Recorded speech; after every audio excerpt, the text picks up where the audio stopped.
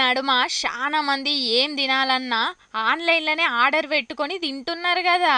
అగో గట్లనే ఆర్డర్ పెట్టే వరకు ఒక ఆయనకు ఏమైందో గిడ చూడుండ్రి. బొంబాయిలున్న ఒక ఆయనకు బగ్గా ఆకలయ్యే వరకు తిందామని ఆన్లైన్లో చికెన్ ఆర్డర్ పెట్టిండట. పార్సిల్ అచ్చుడే ఆలస్యం.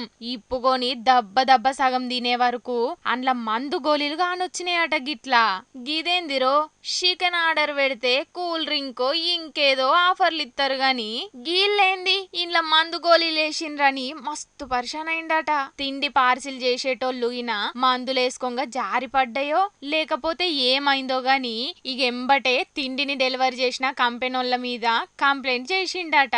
కానీ ఇన్నొద్దులు ఆర్డర్ చేసిన తిండిలా పురుగులు వచ్చినాయనే ముచ్చట్లు మస్తుగానే ఇన్నాం గాని గిట్లా మందు గోళీలు కూడా అత్తున్నాయి అంటే చాలా చిత్రమే కదా.